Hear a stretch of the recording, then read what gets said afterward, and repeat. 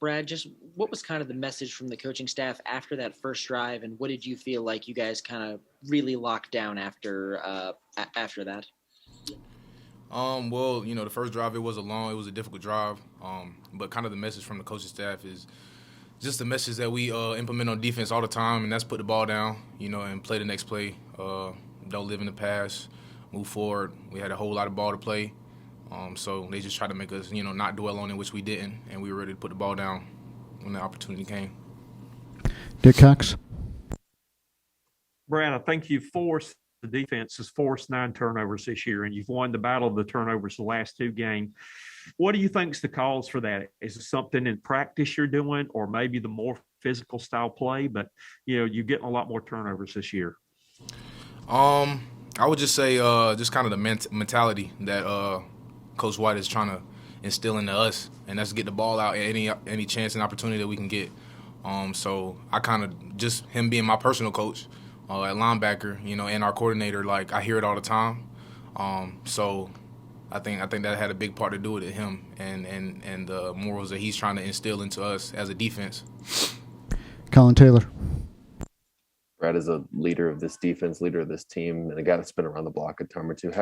What's your role maybe over the course of the next day or two to get guys to kind of flush this one and not let another loss become another loss next week too? Well, I mean, tomorrow we'll, of course, go in and review this film, watch it, make corrections, see what we did right, see what we did wrong. And after that, we just got to move forward. It's in the dirt, it's in the past, and we this coming week. So just the things that I can do is just kind of, pick guys up, encourage guys on both sides of the ball, whether, it's offensive guys or defensive guys, just trying to pick guys up and encourage them, let them know we got a lot of games to play left, and there's a lot of things out there that are up for grabs. So, we have to attack every day. Ben Briner. Brad, how much kind of a challenge was it with kind of where your guys' linebacker depth is right now? It seemed like it was mostly you and Damani kind of holding that down, and even sometimes going to dime and putting Cam in there as kind of almost an extra box player. How much of a challenge was that for you guys? Well, we're definitely missing 4-4, just as a spiritual aspect, emotional aspect, and him as a leader, and him as a brother, So we're missing him most definitely.